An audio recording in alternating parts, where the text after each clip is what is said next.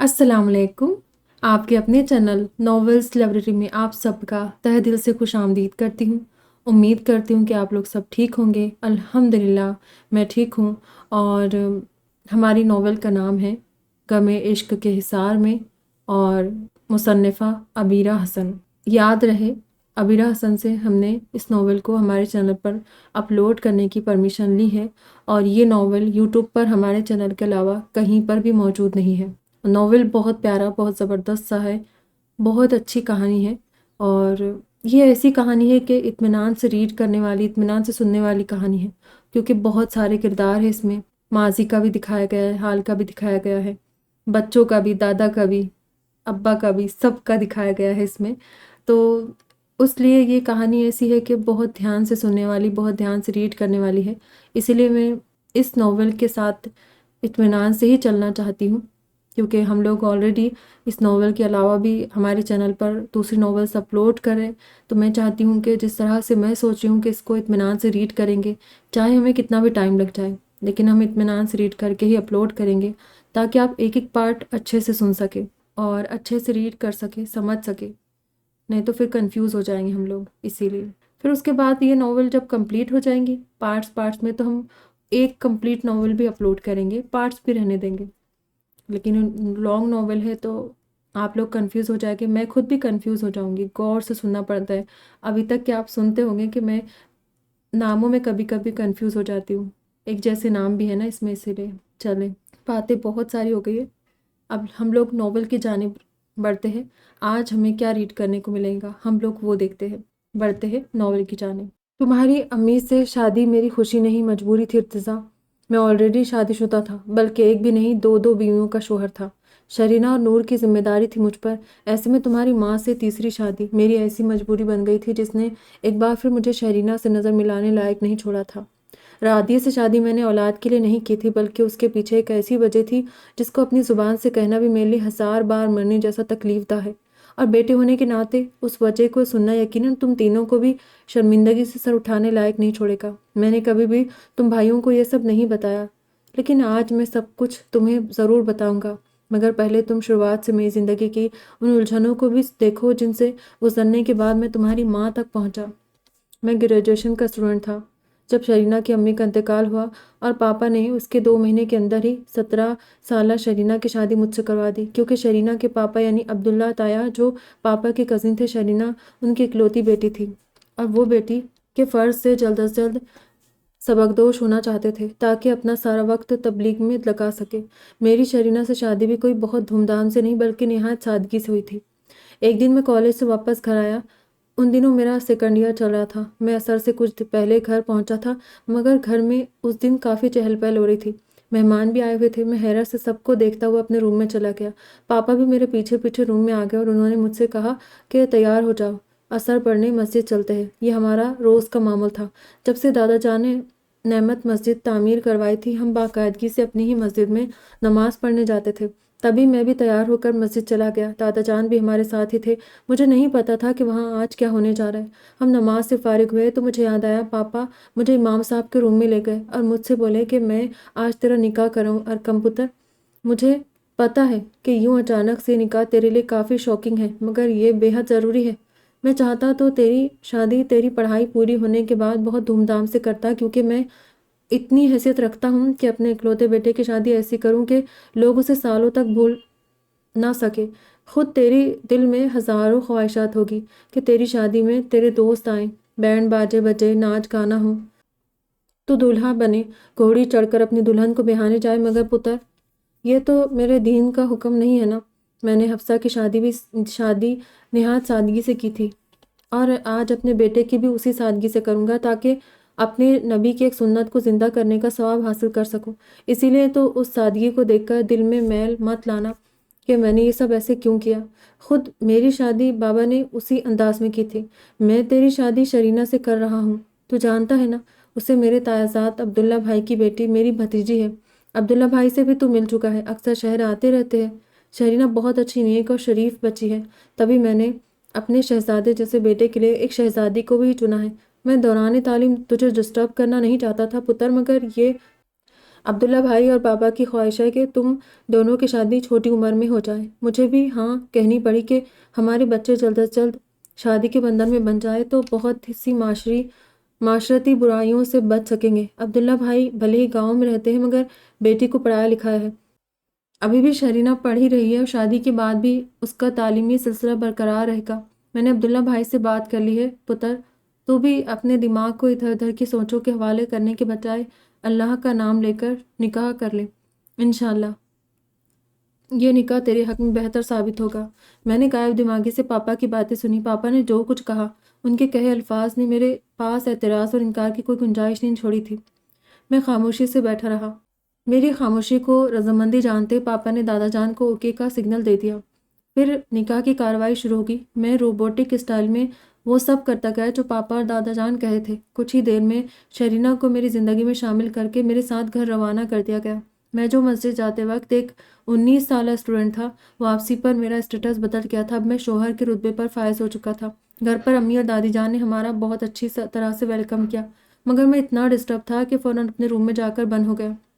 سارا دن میں اپنے کمرے میں قید رہا۔ امی جان کو میں نے خاص طور پر کہہ دیا تھا کہ مجھے بالکل پریشان نہ کیا جائے۔ کھانا وغیرہ بھی مجھے روم میں دے گئی۔ دل عجیب سی کیفیت کا شکار تھا۔ سمجھ ہی نہیں آ رہا تھا کہ اچانک کیا ہوا۔ میں تو خود کو ابھی بچہ ہی سمجھتا تھا، مگر پاپا نے میرے کندھوں پر اچانک اتنی بڑی ذمہ داری ڈال دی تھی جسے میں نہ جانے کیسے ہینڈل کرتا۔ ہر عام لڑکے کی طرح شادی میری لائف میں بہت بعد کی ترجیح تھی، مگر یوں اچانک مجھے کسی سے منسوب کر کے پاپا اور دادا جان نے بالکل بے بس کر دیا تھا۔ شرینہ ایک دن تو امی کے پاس ہی رہی، مگر پھر اگلے دن بنا مجھے سنبھلنے کا موقع دیے میرے عظیم پاپا نے میری بیوی کو اپنی بیوی کے روم سے نکال کر میرے روم میں شفٹ کر دیا۔ تب میں نے شرینہ کو دیکھا۔ مجھے اس وقت نہ وہ بری لگی نہ اچھی، مگر امی جان کے سمجھانے پر میں نے انہیں بیوی سمجھ کر قبول کر لیا۔ اس کے اگلے ہی دن انہوں نے میرا ولیمہ ارینج کر دیا۔ امی جان کے شدید اصرار پر مجھے مزید سب کے سامنے شو پیس بن کر پیش ہونا پڑا۔ یہ بھی میرے پیارے پاپا کا میرے لیے پیار تھا۔ بہرحال زندگی کے نئے دور کا آغاز ہو گیا تھا۔ میں شرینہ سے بس 1 یا 2 بار ہی ملا تھا۔ ان کو اتنا زیادہ نہیں جانتا تھا، اسی لیے ان کو بحیثیت بیوی قبول کرنے کے باوجود بھی ان سے زیادہ بات نہیں کرتا تھا، نہ ہی ان کے ساتھ زیادہ وقت رہتا تھا۔ لیکن پھر یہ جو تمہارے سامنے اس وقت بہت شرافت کے ساتھ بیٹھے مجھے بڑی سادگی سے نہارتے ہوئے اپنے عظیم کارناموں کا احوال سن رہے نا، انہوں نے میرے کان کھا لیے کہ بیوی بدشکل اور بری ہو تو بندے کی اس سے بیزاری سمجھ میں آتی بھی ہے، مگر تو کیوں بیوی کو دیکھ کر بھاگتا ہے؟ اسے کہیں گھمانے پھرانے کیوں نہیں لے جاتا ہے؟ جس لڑکی سے تیری شادی کروائی وہ پورے خاندان کی سب سے خوبصورت لڑکی ہے، پھر تیرے کون سے نخرے جو ختم ہی نہیں ہوتے؟ خود کو کون سا ترم خان سمجھتا ہے؟ حالانکہ یہ سب جانتے تھے کہ میں اب تک حقیقت کو قبول نہیں کر پایا تھا، نہ ہی مجھے اپنی زندگی میں آیا یہ بدلاؤ اچھا لگا تھا، کیونکہ میں بالکل ڈسٹرب ہو کر رہ گیا تھا۔ مگر یہ شخص انجان بننے کی ایسی بہترین اداکاری کرتے تھے کہ فلموں میں ہوتے تو انہیں بیسٹ ایکٹر ایوارڈ تو ضرور ہی ملتا۔ ارکم ملک نے لب بھیج کر مسکراہٹ چھپاتے ہوئے سامنے بیٹھے باپ کو دیکھا، جو اس وقت بھی لاپرواہی سے ناک سے مکھی اڑانے والے انداز میں بیٹے کو دیکھنے لگے تھے۔ ہاں تو کیا کرتا؟ اچھا ہی کیا تھا نا، سمجھا بجھا کر کم سے کم تجھے بیوی کی نظر میں انسان تو بنا دیا۔ آج بڑا کہتا پھرتا ہے شرینہ میری دوست ہے، اس وقت سب سے بڑی دشمن وہی قریب نظر آتی تھی۔ میں نہ سمجھاتا تو نور کے آنے کے بعد تو دونوں بیویوں کے سامنے درمیان سینڈوچ بن کر رہ جاتا اور ان دونوں میں جم کر لڑائیاں ہوتی وہ الگ۔ میں نے شروعات میں ہی شرینہ کو سب سمجھا دیا تھا، تب اس نے بعد تک اتنی سمجھداری کا مظاہرہ کیا۔ میں تو پتر جی ہمیشہ تیرے لیے اچھا کرنے کی کوشش کرتا ہوں، مگر تو نے کبھی باپ کی قدر نہیں کی۔ تجھے اچھی صلاح دیتا ہوں، شرینہ سے شادی کے بعد بھی میری ہی دی سیکھ تھی جو تیری لٹکی صورت ذرا سیدھے زاویوں پر آئی تھی۔ ارحم ملک تفاخر سے گردن اکڑا کر ترچھی نگاہوں سے بیٹے کو دیکھتے ہوئے بولے، غلط فہمی آپ کی، اس وقت مجھے آپ نے نہیں بلکہ میری امی جان نے سمجھایا تھا۔ ویسے بھی آپ کی بات میں نے نہیں مانی تھی، کیونکہ آپ مجھ سے پہلے ہی اپنی منوا چکے تھے۔ میں نے امی کی بات مان کر شرینہ سے دوستی کی تھی۔ میری امی آپ کی طرح انجان بننے کی ایکٹنگ نہیں کرتی تھی، بلکہ انہوں نے مجھ سے کہا تھا کہ بیٹا میں تمہارے دل کی کیفیت سمجھتی ہوں، اور تمہارے پاپا کی جلد بازیوں کا بھی مجھے اچھی طرح پتہ ہے۔ اس جلد بازی کی وجہ سے انہوں نے دادا جان پر الزام رکھ کر اپنی خود کی شادی بھی 19 سال کی عمر میں ہی کروا لی تھی۔ ارکم ملک نے مصنوعی تعصب سے گردن ہلاتے ہوئے شرارت سے کہا، تم چاروں ذرا آنکھوں پر ہاتھ رکھ لو، یہ باپ کو 76 پردے دیکھنے کا حوصلہ ہو تو آنکھیں کھلی بھی رکھ سکتے ہو۔ چل بھائی ذوالفقارے، تیری یہ پشاوری چپل خاصی مضبوط ہے، اتار کر دے۔ میرے پتر کو اس عمر میں مجھ سے کٹ کھانے کا شوق ہو رہا ہے، اتار چپل نہیں تو ارتضیٰ کی لے لوں۔ ارحم ملک ذوالفقار شاہ سے چپل مانگتے ہوئے بیٹے کو کناتوز نظروں سے دیکھ رہے تھے اور ارتضیٰ دادا کی بات سن کر غیر محسوس انداز میں اپنے پیر مزید صوفے کے نیچے کر کے بیٹھ گیا۔ اس کی اس حرکت کو اسعد اور کام نے دیکھ کر بمشکل اپنی ہنسی روکی تھی، جبکہ ازراق اور ذوالفقار شاہ ہنسنے لگے تھے۔ معافی ابا حضور، غلطی ہو گئی، میرے بچوں کے سامنے میری عزت افزائی مت کریں۔ ہم سب کو یقین ہو گیا کہ امی جان کو غلط فہمی ہوئی تھی۔ دادا جان نے زبردستی آپ کی شادی کروائی تھی، جس کا بدلہ بعد میں آپ نے مجھ سے لے لیا۔ ارقم صاحب بےچارگی سے اپنے کانوں کو پکڑتے ہوئے بولے۔ تب جا کر ارحم ملک نے منہ بناتے بیٹے کو بخشا تھا، اور ارقم ملک دوبارہ سے مسکراتے سلسلہ کلام شروع کر گئے۔ امی جان کی مسلسل برین واشنگ اور گزرتے وقت کے ساتھ شرینہ کی سمجھداری، بے حد اچھی عادت و اتوار کی وجہ سے میں شرینہ کے ساتھ نارمل ہونے لگا، ان سے بات چیت کرنے لگا تھا۔ کچھ وقت مزید گزرا اور تب ہماری گہری دوستی ہو گئی۔ ہم دونوں کے شوق اور عادات و اتوار بالکل ایک جیسے تھے۔ تبھی مجھے شرینہ کی خوبصورتی سے زیادہ ان کی خوبصورتی پسند آنے لگی۔ پاپا نے شرینہ کا ایڈمیشن بھی یہاں شہر کے کالج میں کروا دیا۔ شرینہ کو پڑھانے کی ذمہ داری میری ہی تھی۔ امی جان ہمیں ایک دیکھ کر خوش ہوتی تھی، مگر دادی جان کا رویہ وہی تھا، وہ زیادہ تر اپنے روم میں رہنا پسند کرتی تھی۔ دادا جان اپنے تبلیغی دوروں پر ہوتے تھے۔ میں یہ سب کچھ تم لوگوں کو تفصیل سے اس لیے بتا رہا ہوں تاکہ آگے آنے والے حالات کے بارے میں جب تم لوگ سنو تو تمہیں میری ذہنی حالت کا اندازہ ہو سکے کہ گزرتے وقت کے ساتھ اپنی ایک سے زائد شادیوں کے وقت اور بعد میں بھی کس طرح کے حالات سے میں دوچار رہا تھا۔ ارقم ملک ایک لمحے کو خاموش ہو کر بچوں کا چہرہ دیکھتے ہوئے بولے۔ اسعد بھی باپ کی باتیں سننے وہیں بیٹھ گیا تھا۔ اسے مما جان نے چائے لے کر دادا جان کے کمرے میں بھیجا تھا، مگر موضوع گفتگو اتنا دلچسپ تھا کہ وہ سننے بیٹھ گیا، جبکہ ازراق، ارقام اور ارتضیٰ باپ کی تمام باتیں سنجیدگی سے سن رہے تھے۔ میری شادی کو سال بھر کا عرصہ گزرا تھا جب اچانک دادا جان ہمیں چھوڑ کر چلے گئے۔ یہ ہمارے لیے ایک عظیم نقصان تھا۔ دادا جان کے انتقال کے بعد دادی جان سمیت پاپا اور میں جیسے ٹوٹ کر رہ گئے تھے۔ امی جان بھی بے حد اپسیٹ رہنے لگی تھی۔ پاپا کو دادا جان کے جانے کا اتنا صدمہ ہوا تھا کہ یہ کافی وقت تک بیمار رہے۔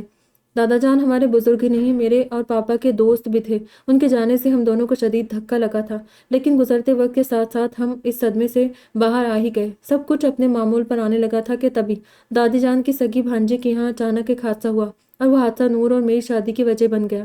ارقم ملک بولتے ہوئے کچھ دیر چپ ہو گئے تھے، اور پھر انہوں نے اپنے چہرے پر ہاتھ پھیرتے ہوئے بیٹے کو مزید آگے بتانا شروع کیا تھا۔ گاؤں میں دادی جان کی بھانجی کے گھر ڈاکہ پڑا تھا۔ ڈاکو گھر کے مال و متاع کے ساتھ اس گھر کی عزت یعنی دادی جان کی بھانجی سمینہ آنٹی کی 17 سالہ بیٹی نور کو بھی اپنے ساتھ اٹھا کر لے گئے تھے۔ اس حادثے نے گھر والوں پر تو بجلی گرائی ہی تھی، مگر گاؤں میں بھی ایک کوہرام سمجھ گیا تھا۔ دادی جان پاپا اور امی کو لے کر آنن فانن گاؤں پہنچے تھے۔ دادی جان کی بہن اور بہنوئی بہت پہلے انتقال کر گئے تھے، تبھی سے وہ سمینہ آنٹی کا مزید خیال رکھنے لگی تھی، کیونکہ دادی جان کی بھانجی پاپا کی دودھ شریک بہن بھی تھی، جنہیں دادی جان نے ہی پالا بھی تھا، اسی لیے دادی جان کو ان سے بے حد محبت تھی۔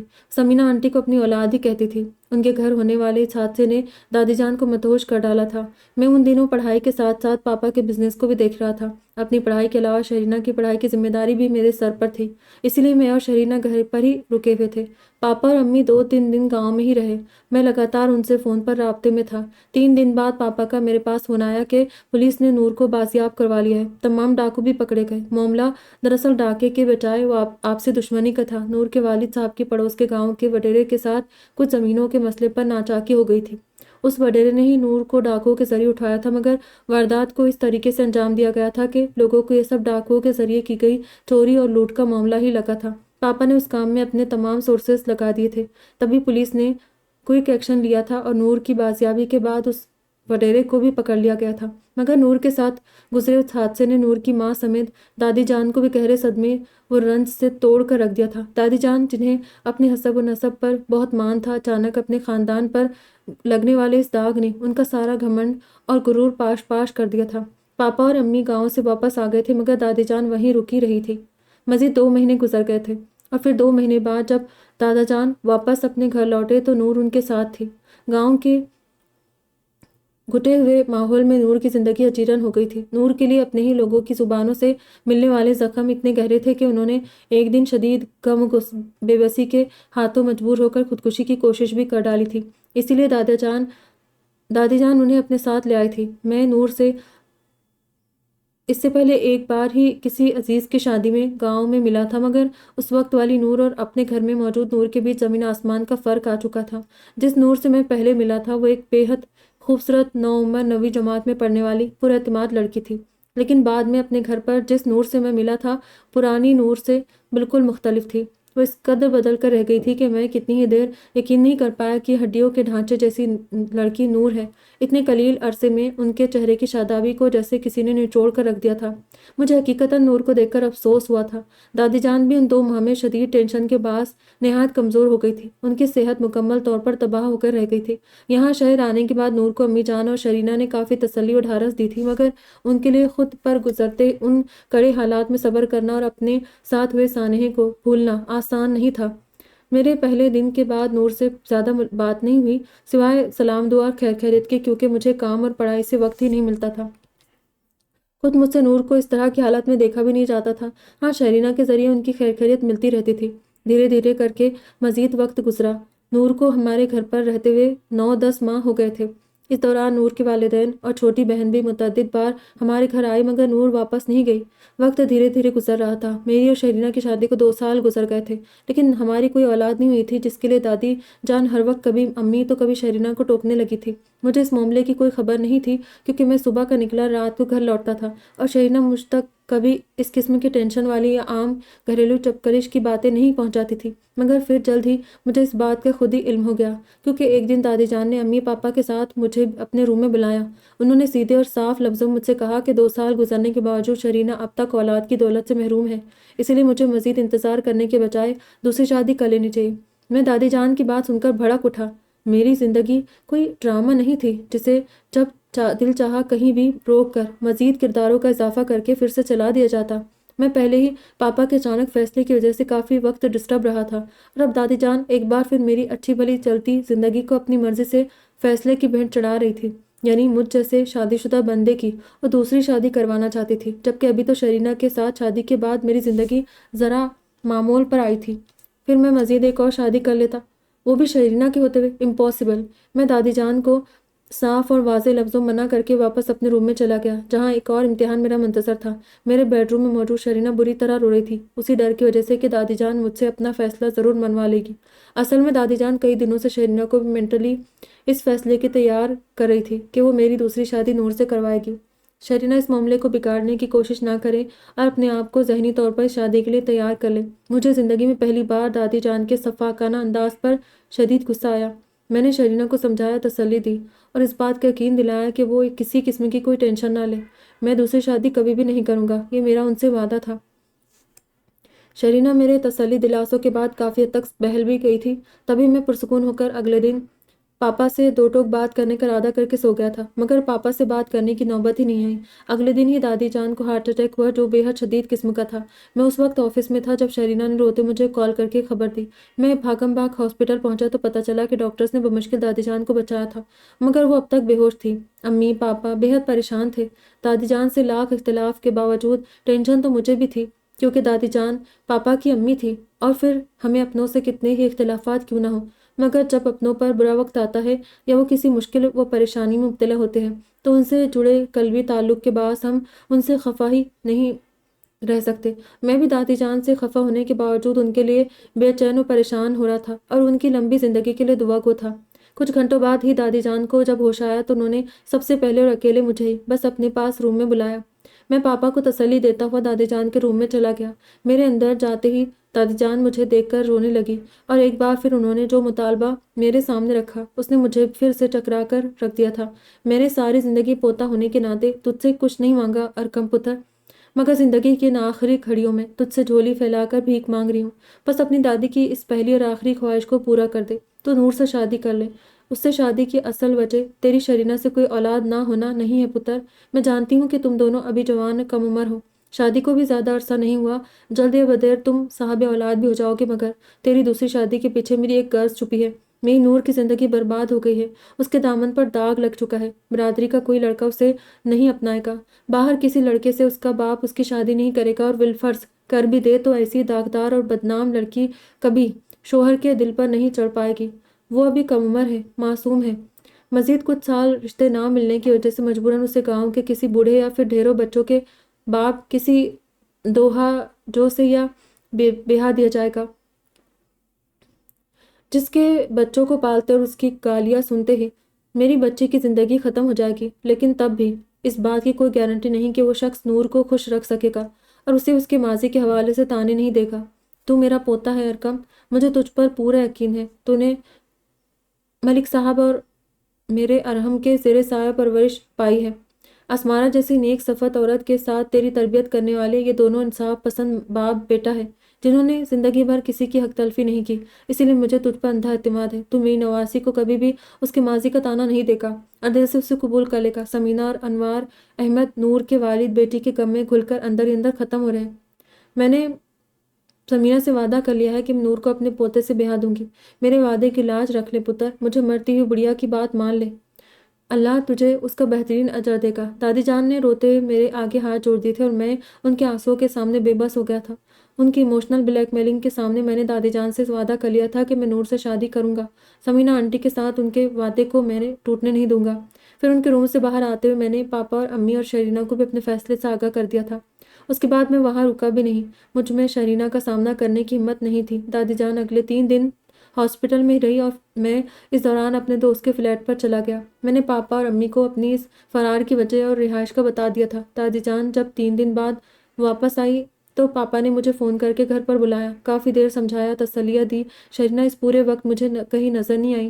ان کی غیر موجودگی میں میرا دل بے چین ہو گیا تھا۔ میں یہ سوچ کر شرمندہ ہوا جا رہا تھا کہ میں نے دادی سے کیا وعدہ نبھانے کے لیے شرینہ سے کیے وعدے کے ساتھ ان کا دل بھی توڑ دیا تھا۔ پھر اسی شام گاؤں سے نور کے والدین اور بہن بھی ہمارے گھر آ گئے اور دادی جان کی خواہش کے مطابق سب کی موجودگی میں میرا نور سے نکاح کر دیا گیا۔ نکاح کے بعد میں دوبارہ سے گھر سے نکل بھاگا اور اگلے دن دادی جان ہمیں چھوڑ کر ہمیشہ کے لیے اس دنیا سے رخصت ہو گئی تھی۔ ارکم ملک نے اپنے بچوں کو نور کے ساتھ اپنی شادی کی اصل وجہ بتا دی تھی، جسے سن کر ارتضیٰ ارکام اور ازراق کے ساتھ اسعاد بھی ششدر بیٹھا باپ کا چہرہ دیکھنے لگا تھا۔ خصوصاً ارتضیٰ جس نے اپنے باپ کو اس قدر غلط سمجھا تھا، وہ تو سمجھتا تھا کہ ارکم ملک نے اولاد کے لیے 3 شادیاں کی تھیں، مگر یہ سراسر غلط تھا۔ ان کی پہلی کے بعد دوسری شادی بھی مجبوری کا سودا نکلی تھی۔ اماں بیچارے میرے پتر کو کسی میٹھے چارے کی طرح 2 بکریوں کے درمیان رکھ کر چلی گئی تھی۔ بس اسی بات کا مجھے ہمیشہ سے افسوس رہا۔ ارحم ملک مصنوعی تعصب سے بولے۔ ان کی بات سن کر ارتضیٰ سمیت ان کے باقی پوتے اور ذوالفقار شاہ اس سیریس بات کے بعد نہ چاہتے بھی مسکرانے لگے تھے، جبکہ ارکم ملک نے خفگی سے باپ کو دیکھا۔ اڑا لے میرا مذاق، خود نے یہ حالات فیس نہیں کیے نا، تبھی ہنسی آ رہی ہے۔ آپ نے خود تو دادی جان کے 1,00,000 بار کہنے پر بھی دوسری شادی نہیں کی، ورنہ آج میرے بچوں کے مزید پھپھو اور چچا بھی اس دنیا میں ہوتے۔ ارکم ملک باپ کی بات پر تپ کر بولے تھے، اوئے میری بیوی تیری بیویوں کی طرح برداشت والی نہیں تھی، وہ یا تو خود گھر سے چلی جاتی یا مجھے گھر سے نکال دیتی۔ بات کا رونے دھونے اور دھمکیوں کا سیاپا الگ۔ ارحم ملک نے بھی بیٹے کو لگے ہاتھوں جتا دیا۔ میں امی جان کے انتقال کی بات کی بھی بات کر رہا ہوں، تب تو کوئی مجبوری نہیں تھی نا، ارکم ملک نے باپ کو یاد دلاتے کہا۔ تو ابھی 60 کا ہوا نہیں جو میں کہہ سکوں کہ میرا پتر سٹھیا گیا ہے، اسی لیے مجھے لگتا ہے شاید تیرے دماغ میں ڈیفیکٹ ہو گیا ہے۔ اسمارا کا انتقال زر کی پیدائش کے بعد ہوا تھا، یعنی میں تب تک انیلا کا نانا اور تیرے 2 بچوں کا دادا بن چکا تھا۔ جو کام میں نے جوانی میں نہیں کیا وہ دادا نانا بن کر کرتا، میرے لیے چلو بھر پانی میں ڈوب مرنے کا مقام تھا۔ اور یہ بات کہنے سے پہلے تجھے بھی شرم سے چلو بھر نہیں تو گلاس بھر پانی میں ڈوب جانا چاہیے ارکم۔ ارحم ملک بیٹے کو ملامتی نظروں سے دیکھتے ہوئے بولے۔ ان کی بیٹے کے ساتھ جھڑپ کمرے میں بیٹھے سب لوگوں کے ہونٹوں پر بار بار ہنسی لانے کا باعث بن رہی تھی۔ کیوں ڈوب جانا چاہیے؟ لوگ کیا بڑھاپے میں شادیاں نہیں کرتے؟ چچا پھپھو نہ صحیح، مگر میرے بچوں کو دادی ہی مل جاتی کوئی۔ آپ سے اپنے لیے کچھ نہ ہوا، اس معاملے میں آپ نے خود کے بدلے مجھے ہی ہر بار چھری کے نیچے کیا ہے۔ ارحم ملک کا گلہ اب بھی وہی تھا۔ اتارو چپل؟ باپ کی دھمکی سن کر ارکم ملک نے منہ بناتے دوبارہ سے گفتگو کا آغاز کیا۔ دادی جان جنہوں نے زندگی میں مجھے کبھی پیار کی نگاہ سے نہیں دیکھا، وہ جب بھی مجھے دیکھتی ان کی خود کو گھور گھور کر دیکھتی نگاہوں سے ڈر کر میں کبھی امی کے پیچھے چھپ جایا کرتا تو کبھی پاپا کی آڑ لے لیا کرتا تھا۔ انہوں نے بچپن میں مجھ سے پیار کرنے کی کبھی کوشش نہیں کی، جوانی کی دہلیز پر آتے آتے بھی انہوں نے کبھی میرے سر پر پیار سے ہاتھ تک نہیں رکھا۔ میں سمجھدار اور شعور کی منازل طے کرتے کرتے دادی جان کا بیگانگی بھرا رویہ دیکھ کر دکھی ہوتا تھا۔ مجھ سے ان کی آنکھوں کی ناگواری کبھی مخفی نہیں رہی تھی۔ مجھے دیکھ کر وہ اکثر ایک کہاوت کہتی تھی کہ باپ پر بیٹا اور نسل پر گھوڑا، بہت نہیں تو تھوڑا تھوڑا، یعنی بیٹا باپ کا پرتو ہوتا ہے، مگر میں تھوڑا تو کیا پاپا سے بالکل بھی نہیں ملتا تھا۔ اسی بات کے لیے مجھے تانے دیتی تھی۔ میں 13-14 سال کی عمر میں دادی کی ان باتوں کو سمجھنے لگا تھا اور سوچتا تھا کہ دادی مجھ سے اتنی نفرت کیوں کرتی ہے، یہ مجھے میری شکل کے تانے کیوں دیتی ہے، کیا میں پاپا کا بیٹا نہیں ہوں؟ کیا امی پاپا نے مجھے کسی سے لے کر پالا ہے؟ میں بار بار اپنا چہرہ آئینے میں دیکھتا تھا، اپنے نقوش، اپنی رنگت، قد، ہیئر سٹائل، مگر سب پاپا سے بالکل مختلف لگتا تھا۔ میں پاپا اور امی سے پوچھتا تھا کہ میں آپ دونوں میں کسی سے کیوں نہیں ملتا، جیسے افسا آپی پاپا میں ملتی ہے، مگر امی مجھے سمجھانے بیٹھ جاتی کہ مجھے اللہ نے ایک بے حد خوبصورت اور پیاری شکل دی ہے جو خاندان میں کسی اور کے پاس نہیں ہے، تو مجھے اس پر اللہ کا شکر ادا کرنا چاہیے، نہ کہ میں دادی کے رویے پر دل برداشتہ ہو کر اللہ کی ناشکری کروں اور اپنے ماں باپ سے الٹے سیدھے سوال کروں۔ دادی مزاج کی ایسی ہی ہے، بلکہ وہ تو پاپا سے مشابہ حفصہ آپی سے بھی پیار نہیں کرتی، تو اس کو کیا کہا جائے گا؟ امی کی بات سن کر میں مطمئن ہو جاتا تھا۔ پاپا بھی امی کی طرح مجھے سمجھاتے کہ دادی ایسی ہی اکھڑ مزاج کی ہے، وہ مجھ سے ہی نہیں حفصہ آپی کو بھی پیار نہیں کرتی، جو کہ بالکل ٹھیک بھی تھا۔ میں تب تک حقیقت سے انجان تھا، اس لیے امی پاپا سے بس دادی جان کی شکایت ہی کر کے بعد میں ان کے سمجھانے کے بعد خاموش ہو جاتا تھا۔ آپی بھی شادی سے پہلے تک تو نہیں، مگر شادی کے بعد دادی جان سے اکثر شاکی ہی نظر آتی تھی۔ انہیں تب دادی کا رویہ زیادہ ہی کھٹکتا تھا۔ جب بھی گاؤں سے آتی تھی دادی جان ان سے سرسری سی بات کر کے اپنے روم میں بند ہو جاتی تھی۔ آپی امی سے دادی جان کے رویے کا گلہ کرتی تھی۔ امی آپی کو بھی میری ہی طرح سمجھا کر شانت کر دیا کرتی تھی، مگر پھر میری وہی دادی جان انتقال سے پہلے جس طرح مجھ سے اپنی جو خواہش پوری کروا کر گئی تھی، اس نے میری زندگی کو 2 کشتیوں میں سوار کر دیا تھا۔ مجھے شرینہ سے جتنی شرمندگی تھی، نور سے اتنی ہی بیزاری محسوس ہوتی تھی کہ ان کی وجہ سے میری اچھی بھلی زندگی میں ہلچل مچ گئی تھی۔ نور سے شادی کے بعد سے شرینہ مجھ سے بات نہیں کر رہی تھی۔ میں اس وقت اس قدر ذہنی ابتری کا شکار تھا کہ کوئی بعید نہیں تھا کہ میں سب کچھ چھوڑ چھاڑ کر گھر سے ہی دور بھاگ جاتا، مگر ایک بار پھر امی جان میرے لیے سہارا بن گئی، اور یہ جو تم لوگوں کے سامنے معصوم صورت بنا کر بیٹھے نا، یہ لفظوں کے جادوگر ہے۔ انہوں نے اس وقت ایکٹنگ کرنے کے بجائے نہ جانے کون سی ایسی جادو کی چھڑی گھمائی کہ میرے سارے معاملات کو چٹکی بجاتے سیٹ کر ڈالا، ورنہ میں فرسٹریشن کی وجہ سے پاگل ہونے کو تھا۔ ان کی مدد سے میری زندگی اچانک ایسی آسانی پیدا ہوئی کہ میں حیران رہ گیا۔ دادی جان کے انتقال کے 2 دن بعد انہوں نے شرینہ اور نور کو اپنے پاس بلایا اور فرداً ان دونوں سے نہ جانے کیا بات کی کہ مجھے اسی دن شرینہ کا فون آیا۔ نور کو کچھ دن کے لیے ان کے والدین اپنے ساتھ گاؤں لے گئے تھے، وہ بھی میرے پیارے پاپا کی پلاننگ تھی۔ شرینہ نے اتنے دن بعد مجھ سے بات کی تھی، میں خوشی سے پاگل ہو رہا تھا۔ وہ مجھے گھر بلا رہی تھی اور میں دوڑا گھر گیا۔ گھر پر شرینہ نے نہ صرف مجھ سے پہلے کی طرح بات کی، بلکہ اپنے رویے پر ایکسکیوز بھی کیا اور کہا کہ وہ میری پوزیشن سمجھتی ہے۔ اگر میری جگہ اس وقت وہ خود بھی ہوتی تو اپنی مرتی ہوئی دادی کے لیے بالکل وہی کرتی جو میں نے کیا۔ انہوں نے اتنے دنوں میرے ساتھ جو رویہ روا رکھا، وہ غصے کی وجہ سے نہیں بلکہ میری دوسری شادی کے دکھ و افسوس کی وجہ سے تھا۔ ساتھ ہی ذہنی طور پر خود کو آنے والے حالات کے لیے تیار کر رہی تھی۔ پھر ان کے لیے شوہر کے نکاح میں شرکت کرنا بھی آسان نہیں تھا، اسی لیے میرے سامنے نہیں آئی۔ شرینہ نے کہا کہ وہ اب حالات کو قبول کر چکی ہے۔ انہوں نے مجھے نور کے حوالے سے بھی بے فکر ہونے کو کہہ دیا تھا۔ بے شک نور کو ایکسپٹ کرنا ان کے لیے آسان نہیں تھا، مگر جب نور واقعی میری زندگی میں شامل ہو چکی تھی تو اس سچ کو قبول کرنے کے سوا کوئی چارہ نہیں تھا۔ نور کی بھی میری زندگی میں وہی حیثیت ہو چکی تھی جو خود شرینہ کی تھی۔ میں نے شرینہ سے کہا کہ اگر وہ نور کے ساتھ کمفرٹیبل نہیں ہے تو بتائے، میں نور کو الگ گھر میں شفٹ کر دیتا ہوں، مگر انہوں نے مجھے صاف منع کر دیا۔ وہ اور نور دونوں ہی اصلیت جانتی تھی کہ میری ذات اب 2 بیویوں کے درمیان بڑھ چکی تھی۔ 2 لڑکیاں بیوی بن کر میری زندگی میں آ چکی تھی۔ یہ اٹل حقیقت تھی جو بدل نہیں سکتی تھی۔ پھر کسی ایک کے لیے بھی حقیقت سے آنکھیں چرانے کا کوئی فائدہ نہیں۔ اس وقت مجھے شرینہ کے بڑے ظرف کا اندازہ ہوا۔ ان کے الفاظ نے مجھے جیسے کھڑے خرید لیا تھا، نہ کوئی گلہ نہ کوئی شکوہ، بلکہ انہوں نے خود نہ صرف حالات کے ساتھ سمجھوتا کر لیا بلکہ مجھے بھی جیسے ہر فکر و پریشانی سے آزاد رہنے کے لیے کہہ دیا تھا۔ ان کی باتوں نے میری ساری پریشانی کو دور کر دیا تھا۔ ان کی سمجھداری اور اعلیٰ ظرفی کی بدولت میری زندگی حد درجے سہل ہو گئی تھی۔ میں بالکل ریلیکس ہو گیا تھا، یہاں تک کہ نور کی واپسی اور ہمارے ولیمے کے بعد انہوں نے خود نور کو میرے ساتھ زیادہ سے زیادہ رہنے کے موقع فراہم کرنا شروع کر دیے۔ ہفتے میں 3 دن میں شرینہ کے پاس ہوتا تو 4 دن نور کے ساتھ رہنے کے لیے شرینہ نے خود مجھے اجازت دے دی تھی۔ میں نے نور سے بھی صاف کہہ دیا کہ میری زندگی پر پہلی بیوی ہونے کے ناطے جتنا حق شرینہ کا ہے اتنا نور کا نہیں ہے، اسی لیے اگر وہ شرینہ کی عزت کرے گی تو ہی میری زندگی میں ان کی جگہ بن سکے گی، ورنہ میں ان کے ساتھ اپنے رشتے کو صرف دادی جان کی دی ہوئی ذمہ داری سمجھ کر نبھاؤں گا۔ نور نے اس وقت تو میری ایک بات سے ایگری کیا، مگر پھر ہماری زندگی جب ولیمے کے بعد دھیرے دھیرے معمول پر آنے لگی تو اپنے معاملے میں نور کو میں نے شرینہ جیسا اعلیٰ ظرف نہیں پایا۔ وہ میرے بخشے اعتماد اور محبت سے دنوں میں بدلنے لگی تھی، مگر میں جب شرینہ کے ساتھ ہوتا تو ہم دونوں کا ایک دوسرے کے سنگ گزارا جانے والا وقت نور کو عجیب پریشانی، جلن اور اضطراب میں مبتلا کر دیتا تھا۔ گو کہ وہ شرینہ کی بے حد عزت کرتی تھی، مگر مجھے شرینہ کے ساتھ دیکھ کر ان کو نہ جانے کیا ہوتا تھا کہ 2 منٹ بھی اس جگہ نہیں رک پاتی تھی جہاں میں اور شرینہ ہوتے تھے۔